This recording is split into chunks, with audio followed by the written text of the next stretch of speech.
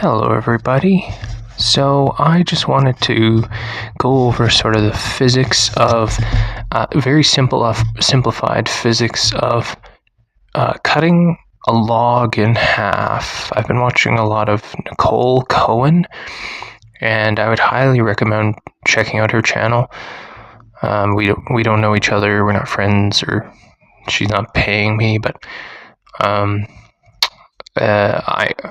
I just got curious about thinking a little more in depth about the physics of cutting a log in half, because there's a lot that goes into it. It's a full body motion.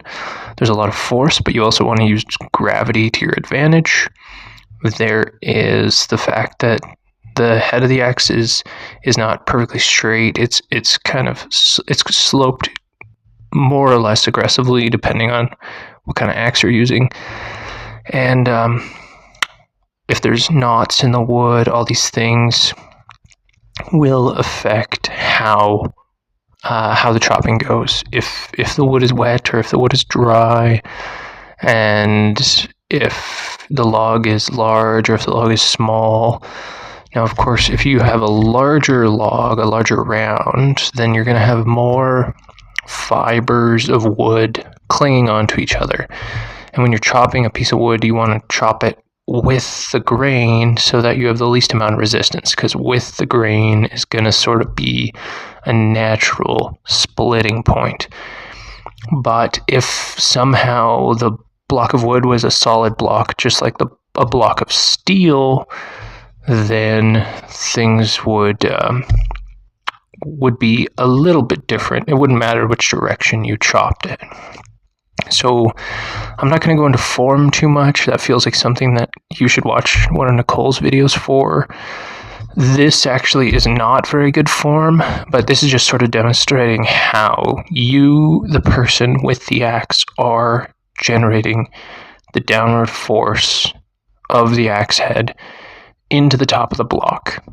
The block of piece of wood, and then the thing that's stopping the block from running away from your axe is the ground underneath it. And so there's going to be the force of your axe coming down, and then there's going to be an equal force holding the block up in place. So here I'm just showing, so we've got our block, and our axe head is now in the top of the block, and we've got our main factors are going to be, how much resistance are we going to receive. We're going to have the diameter of the block, and then the height, and that's going to be how much wood fiber we are trying to split apart. So how much force is that going to take? Well, what is really happening when you drive this? So you can think of it more like a wedge that you're driving into the top of something. Doesn't really matter what.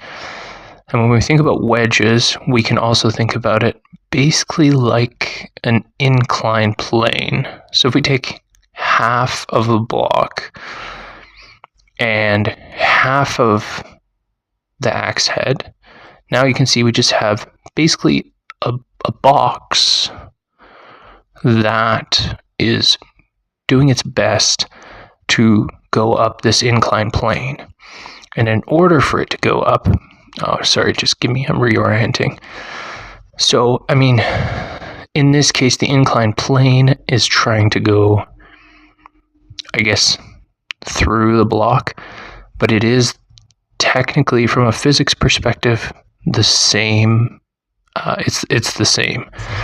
So instead, if we switch it to, normally we deal with gravity, so that's why I had G in here, but if we switch it to the fact that, the block is moving and it's trying to go up this inclined plane, then the force that the block is feeling from the wedge is equal to the force applied, which would be the force from the axe head coming down, multiplied by sine of theta, which is going to be the angle of the axe head, which is going to be greater or smaller depending on how aggressive your axe head is.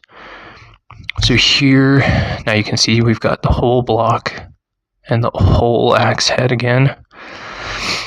And we're going to have equal forces doing its best to split the log in each direction. All of that coming from the applied force of the swing coming down onto the top of the block. And so this is all going to add up to give you basically two inclined planes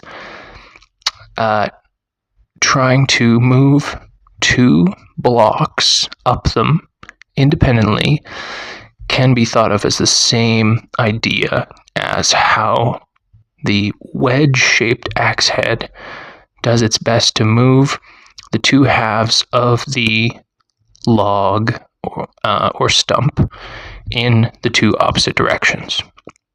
And if you're able to apply the right amount of force in the right location, you will end up with a cut in half log. So yeah, thanks everybody for taking the time to watch this, and I hope you learned something.